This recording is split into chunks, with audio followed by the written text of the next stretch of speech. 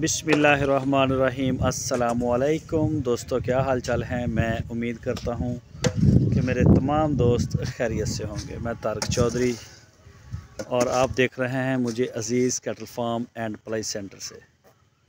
28 मई 2023 और दिन है आज संडे का। अभी 5 बजे वीडियो बनाने का मेरा टाइम था और लेकिन बारिश आज आ गई है। मौसम बड़ा ख़राब है और काफ़ी बारिश हुई है हमारे पास।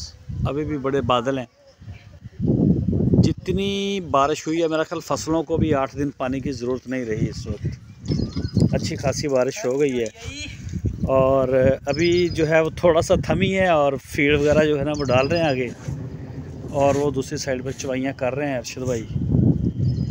तो ये देखें, ये बादल के गरजने की आवाज़ें भी आपको आ रही होंगी और ये आप देख सकते हैं जगह जगह पे काफ़ी पानी सड़कों में इधर उधर खड़ा हो गया है।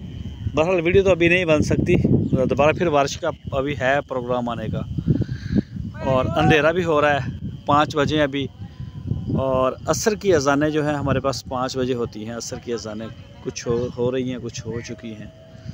तो इंशाल्लाह सुबह लाजमी आपसे वीडियो शेयर करेंगे।